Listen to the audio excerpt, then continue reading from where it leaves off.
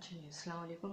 Today we will discuss about cell membrane कि cell membrane क्या होती है और ये हमारी सेल के अंदर क्या फंक्शन प्ले करती है, क्या रोल प्ले करती है हमारे सेल के अंदर। अगर हम सेल के स्ट्रक्चर को देखें, बेसिक स्ट्रक्चर, सेल के बेसिक स्ट्रक्चर को देखें तो ये सेल है। इसके अंदर क्या प्रेजेंट होता है, हमारा न्यूक्लियस प्रेजेंट होता है, सही है। और इसके अंदर डिफरेंट ऑर्गेनेलीज प्रेजेंट होते हैं जो सेल के अंदर इधर उधर घूम रहे होते हैं और डिफरेंट बायोलॉजिकल प्रोसेस को परफॉर्म कर रहे होते हैं। अब इस सेल को के अंदर हमारा बेसिक यूनिट है पूरी बॉडी का, तो इसकी प्रोटेक्शन के लिए कोई ना कोई हम मेम्ब्रेन मौजूद होनी चाहिए। तो नेचर ने खूबसूरत सी डबल लेयर्ड मेम्ब्रेन इसके अराउंड दी, जिसे हम क्या कहेंगे, सेल मेम्ब्रेन। और ये क्या है, डबल लेयर्ड है, डबल लेयर्ड मेम्ब्रेन है, इसे हम क्या कहेंगे, सेल मेम्ब्रेन या फिर बायोलॉजिकल मेम्ब्रेन। अब इस डबल लेयर्ड मेम्ब्रेन का क्या स्ट्रक्चर है, यही आज का हमारा टॉपिक है। अगर हम इस डबल लेयर्ड मेम्ब्रेन को देखें तो ये किस किस चीज़ से मिलके बनती है, बेसिक इसका स्ट्रक्चरल कंपोनेंट क्या है, ये दो चीज़ों से मिलके बनती है। नंबर वन प्रोटीन और second is phospholipids.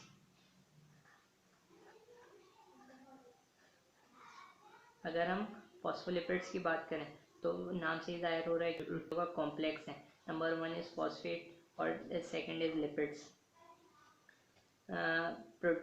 Cell membrane के अंदर डबल लेयर्ड अगर स्ट्रक्चर को हम देखें, एक ये लेयर हो गई, एक ये लेयर हो गई, तो इस पूरी सेल मेम्ब्रेन के अंदर फॉस्फोलिपिड्स इस तरह से प्रेजेंट होंगे कि फॉस्फेट ग्रुप इसका हेड होगा और टेल क्या होगी, फैटी एसिड से मिलके बनेगी, मतलब लिपिड से मिलके बनेगी। अगर हम फॉस्फेट की, इसके ऊपर जो फॉस्फेट प्रेजेंट है, फॉस्फोलिपिड, ये पूरा फॉस्फोलिपिड का स्ट्रक्चर है। इसके ऊपर जो हेड प्रेजेंट है वो फॉस्फेट से मिलके बना है और टेल क्या है, फैटी एसिड चेन है, सही। तो अब ये जो फॉस्फेट ग्रुप है ये क्या है, हमारे पास वाटर सॉल्यूबल है और वाटर सॉल्यूबल ग्रुप है, मतलब ये आसानी से हमारे वाटर के अंदर सॉल्यूबल हो जाएगा। जिसे हम और क्या नाम दे सकते हैं, ये क्या है, हाइड्रोफिलिक है। मतलब क्या, वाटर लविंग है, मतलब ये वाटर की तरफ क्या होगा, अट्रैक्ट होगा, वाटर की तरफ अट्रैक्ट होगा। और फैटी एसिड की जो ये टेल जो निकल रही है, ये क्या कहलाएगी हमारे पास, लिपिड सॉल्यूबल और वाटर इनसॉल्यूबल। और ये क्या है हमारे पास, हाइड्रोफोबिक चेन है। मतलब ये क्या क्या करती है, अगर वाटर के प्रेजेंस में ये क्या करती है, अपने आप को छुपा लेती है, मतलब वाटर से डरती है, वाटर रिपल्सिव है, हाइड्रोफोबिक, सही है। अब ये पूरा फॉस्फोलिपिड की लेयर मेम्ब्रेन, सेल मेम्ब्रेन के अंदर किस तरह से अरेंज होंगी कि इसका फॉस्फेट ग्रुप किस तरफ, आउटसाइड, ये आउटसाइड इन्वायरमेंट है इसका सेल का, और ये क्या है, इनसाइड इन्वायरमेंट। इस तरह से सेल प्रेजेंट होगा ना, ये सेल है, ये इसका न्यूक्लियस आ गया, सही है। और इसके अराउंड ऑर्गेनेलीज प्रेजेंट है, ये क्या, सेल मेम्ब्रेन की फर्स्ट लेयर, ये क्या, सेकंड लेयर। अब ये क्या होगा, हेड ग्रुप क्या करेगा, हमेशा एक्वस एनवायरनमेंट को फेस करेगा, चाहे एक्वस एनवायरनमेंट बाहर हो चाहे अंदर हो। सेल के अंदर भी एक्वस एनवायरनमेंट है, जाहिर सी बात है कि पूरे साइटोप्लाज्म के अंदर ऑर्गेनेलीज प्रेजेंट हैं जो कि फ्लोट कर रहे हैं, किसके अंदर, वाटर के अंदर फ्लोट कर रहे हैं। अब सेल के बाहर भी जाहिर सी बात है वाटर एक्वस एनवायरनमेंट होगा, वाटर की कंपोजिशन ज़्यादा होगी, तो ये क्या करेगा, फॉस्फोलिपिड का हेड ग्रुप, फॉस्फेट ग्रुप क्या करेगा, हमेशा एक्वस एनवायरनमेंट को फेस करेगा। एक्वस एनवायरनमेंट फर्स्ट लेयर को अगर हम देखें तो एक्वस एनवायरनमेंट क्या है, आउटसाइड की तरफ है, सही है। तो ये क्या करेगा, हमेशा एक्वस एनवायरनमेंट को फेस करेगा। अब अगर सेकंड लेयर पे देखें तो एक्वस एनवायरनमेंट क्या है, अंदर की तरफ है, तो ये भी एक्वस एनवायरनमेंट को फेस करेगा हमेशा।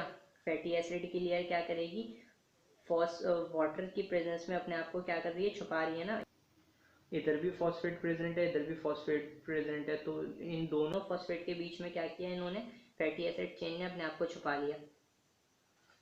इसी तरह से इधर, इसी तरह से पूरी चेन के अंदर फॉस्फोलिपिड्स इसी तरह से प्रेजेंट होंगे, सही है।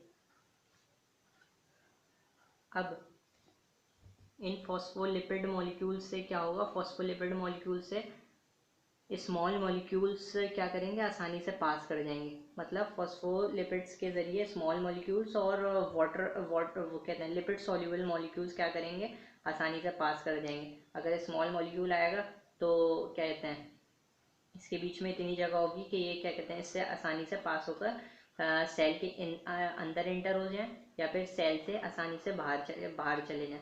सही है। अगर लिपिड मॉलिक्यूल होगा तो क्या, ये पूरी चेन क्या है, लिपिड लिपिड से मिलके बनी है ना, तो क्या होगा, लिपिड मॉलिक्यूल भी आसानी से अंदर या बाहर आ सकते हैं। तो सेल मेम्ब्रेन का क्या फंक्शन हो गया हमारे पास, एक ये क्या करते हैं, हमारे सेल की ट्रांसपोर्ट में हेल्प करती है कि कोई भी मॉलिक्यूल इसके अंदर भी जा सकते हैं और बाहर भी जा सकता है। अब लिपिड सॉल्युबल मॉलिक्यूल्स तो आसानी से अंदर या बाहर चले गए, अब लेकिन वाटर सॉल्युबल मॉलिक्यूल्स अंदर या बाहर कैसे जाएंगे, तो नेचर ने फॉस्फोलिपिड्स के साथ साथ इसके बीच बीच में अब कुछ प्रोटीन चैनल दिया है, जिसके ज़रिए क्या होता है, वाटर सॉल्युबल या फिर पोलर आयंस जो होते हैं इसके ज़रिए सेल के अंदर या बाहर आ सकते हैं। सही है। अब ये क्या कर रही है, ये पूरी फॉस्फोलिपिड की जो लेयर है ये क्या कर रही है, कुछ चीज़ों को अलाउ कर रही है, सिलेक्टिव चीज़ों को अलाउ कर रही है अंदर आए या फिर बाहर जाएं। सिलेक्टिव चीज़ों को अलाउ कर रही है कि या तो अंदर चले जाएं या बाहर चले जाएं। इन सिलेक्टिव चीज़ों के अलाउ करने की वजह से ये कहलाएगी सेमी परमेबल मेम्ब्रेन। मतलब ये कुछ चीज़ों को अलाउ करेगी और बाकी को अलाउ नहीं करेगी कि इससे पास हो जाए। फॉर एग्जांपल इसने लिपिड सॉल्युबल कंपोनेंट्स को अपने अंदर से अलाउ कर लिया और स्मॉल मॉलिक्यूल्स को अपने अंदर से अलाउ कर लिया कि ये आसानी से पास होकर इससे चली जाएँ, अंदर या बाहर आ जाएँ। लेकिन वाटर सॉल्युबल या पोलर मॉलिक्यूल्स होंगे तो ये क्या करेगी, इसको रिपेल करना शुरू कर देगी। इसी वजह से ये क्या कहलाएगी, सिलेक्टिवली परमेबल मेम्ब्रेन। अगर हम इन प्रोटीन चैनल्स की बात करें कि किस तरह से फॉर्म होते हैं और वाटर सॉल्युबल सब्सटेंस या पोलर मॉलिक्यूल इसके ज़रिए किस तरह से ट्रांसफ़र होते हैं, तो इसके अंदर फैटी एसिड्स पेप्टाइड बॉन्ड के ज़रिए एक ख़ास किस्म का चैनल बना लेते हैं। ये सारे पेप्टाइड बॉन्ड हैं, 1 2 3 4, ये पेप्टाइड बॉन्ड है। फैटी एसिड पेप्टाइड बॉन्ड से आपस में मिले तो क्या बना, प्रोटीन का एक पूरा चैनल बन गया, जिसके अंदर क्या फिल्ड होता है, वाटर फिल्ड होता है। अब जो भी वाटर सॉल्युबल सब्सटेंसेस हैं वो क्या होते हैं, हाइड्रोफिलिक इन नेचर होते हैं, मतलब कि वाटर लविंग होते हैं। अब ये क्या वाटर सॉल्युबल सब्सटेंस क्या होंगे, मतलब कि Na, सोडियम जैसे आया, सोडियम क्या है, सोडियम पोलर सब्सटेंस है और वो क्या है, वाटर सॉल्युबल है। तो क्या होगा, ये सोडियम वाटर की तरफ अट्रैक्ट होगा। अब ये वाटर की तरफ जब अट्रैक्ट होगा तो ये वाटर क्या कर देगा, इसको ट्रांसपोर्ट कर देगा। अब ये मेम्ब्रेन है, इसको ट्रांसपोर्ट कर देगा आउटसाइड इन्वायरमेंट से सेल के अंदर। अब ये क्या आ गया, सेल के अंदर आ गया, तो क्या इसकी कंप्लीट हो गई, ट्रांसपोर्ट कंप्लीट हो गई सोडियम की, किसके ज़रिए, प्रोटीन चैनल के ज़रिए। सही है। अगर हम इस फॉस्फोलिपिड की लेयर्स की बात करें, 2 लेयर्स हैं ना, लिपिड बाई लेयर, 2 लेयर्स हैं लिपिड जो कि फॉस्फोलिपिड से मिलकर बनी है। तो फिर ये दोनों लेयर्स क्या हैं, थोड़ी सी आपस में क्या है, एसिमेट्रिक हैं। मतलब कि ये आपस में थोड़ी सी स्लाइटली डिफरेंट होती हैं। अब ये डिफरेंट क्यों होती हैं, क्योंकि इनके अंदर फॉस्फोलिपिड्स की कुछ क्लासेस क्या होती हैं, डिफरेंट प्रेजेंट होती हैं। अगर हम आउटर लीफलेट की बात करें फॉस्फोलिपिड की, तो इसके अंदर सब बहुत सारी क्वांटिटी के अंदर क्या प्रेजेंट होगी, फॉस्फेटिडाइल कोलिन। आउटर लीफलेट के अंदर, ये आउटर लीफलेट है ना इसका, इसके अंदर क्या प्रेजेंट होगी ज़्यादा क्वांटिटी में, आउटर लीफलेट के अंदर फॉस्फेटिडाइल कोलिन और स्फिंगोमाइलिन।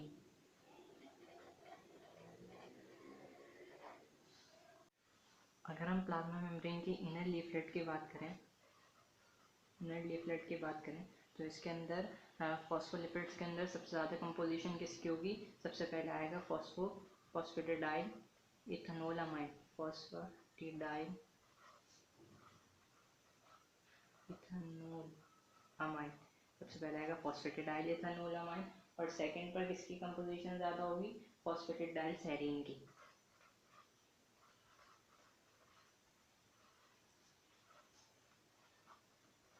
इन दोनों की कंपोजिशन किसके अंदर, इनर लीफलेट के अंदर, इनर लेयर के अंदर, प्लाज्मा मेम्ब्रेन के अंदर ज़्यादा होगी।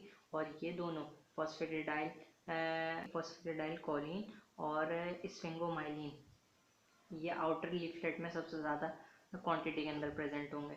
अब ये इस फॉस्फोलिपिड की कंपोजिशन के आउटर लीफलेट में ये चीज़ें प्रेजेंट हैं और इनर लीफलेट में ये चीज़ें प्रेजेंट हैं। ये क्या बना देती हैं, आउटर और इनर लेयर फॉस्फोलिपिड की डिफरेंट बना देती हैं। इसके अलावा फॉस्फोलिपिड के आउटर लेयर के अंदर कार्बोहाइड्रेट्स भी प्रेजेंट होते हैं, जो कि आउटर लेयर से क्या होते हैं, अटैच्ड होते हैं। सही है। अब इनर लेयर के अंदर कार्बोहाइड्रेट प्रेजेंट नहीं है, तो ये कार्बोहाइड्रेट की प्रेजेंस आउटर लेयर में इनर लेयर को क्या बना रही है, स्लाइटली डिफरेंट बना रही है इससे। सही है, इतनी बात हो गई। अब एक और चीज़ होती है, अगर हम फॉस्फोलिपिड के स्ट्रक्चर को देखें सेल मेम्ब्रेन के अंदर, तो ये सेल मेम्ब्रेन है। सही है, सेल मेम्ब्रेन है ना, यहाँ पर बनाते रहोगे सही से। ये फॉस्फेट ग्रुप आ गया, लिपिड ग्रुप आ गया, ये फॉस्फेट ग्रुप, ये लिपिड ग्रुप, ये फॉस्फेट ग्रुप, ये लिपिड ग्रुप, ये फॉस्फेट ग्रुप, ये लिपिड ग्रुप, ये फॉस्फेट ग्रुप, ये लिपिड ग्रुप। इसी तरह से पूरी सेल मेम्ब्रेन के अंदर क्या फॉस्फोलिपिड्स प्रेजेंट होंगे, ये पहले हम बात कर चुके हैं। सही है।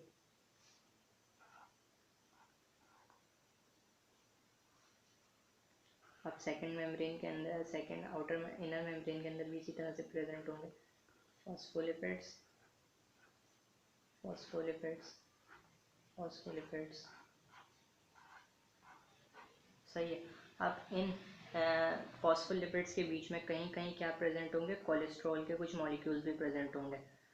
कोलेस्ट्रॉल आपको पता है कि लिपिड की टाइप है, तो फॉस्फोलिपिड्स के बीच में क्या प्रेजेंट होंगे, कहीं कहीं फॉस्फोलिपिड्स के मॉलिक्यूल भी प्रेजेंट होंगे। Phospholipid, phospholipid, phospholipid, phospholipid.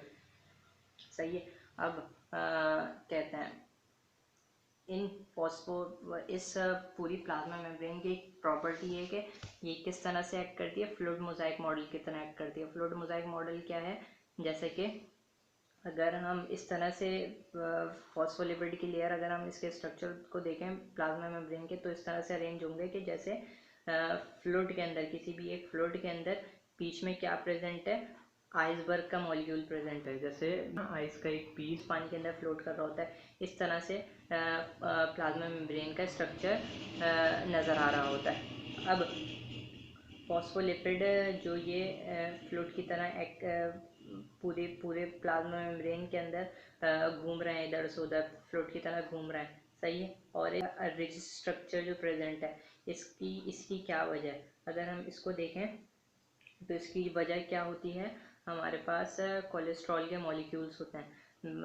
अगर जहाँ जहाँ ये फॉस्फोलिपिड्स के बीच में कोलेस्ट्रॉल के मॉलिक्यूल्स प्रेजेंट होंगे, तो वो क्या बना देंगे, उस जगह को रिजिड बना देंगे, मतलब हार्डर बना देंगे। कोलेस्ट्रॉल के मॉलिक्यूल बीच में एक्यूमुलेट होते जाएंगे, जहाँ जहाँ हम बीच बीच में कुछ एरियाज में फॉस्फोलिपिड के मॉलिक्यूल एक्यूमुलेट होते गए, तो ये क्या बना दिया, इस स्ट्रक्चर को क्या बना दिया, रिजिड बना दिया ना, हार्डर बना दिया।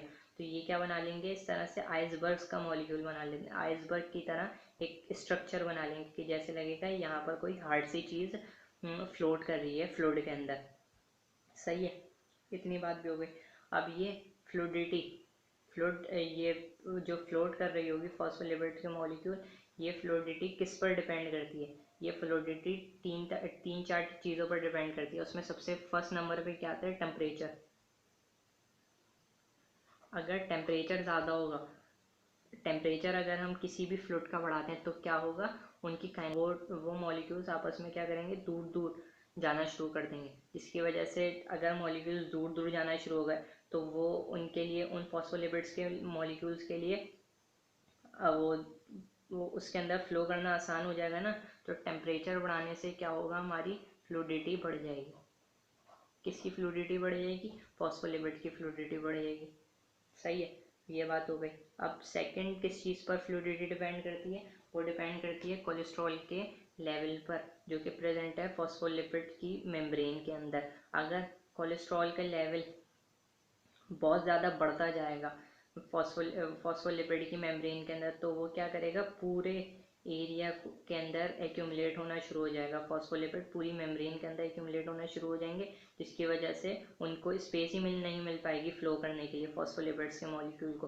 तो कोलेस्ट्रॉल हमारी फ्लूइडिटी को क्या कर रहे हैं, रोक रहे हैं, तो ये क्या होगा, कोलेस्ट्रॉल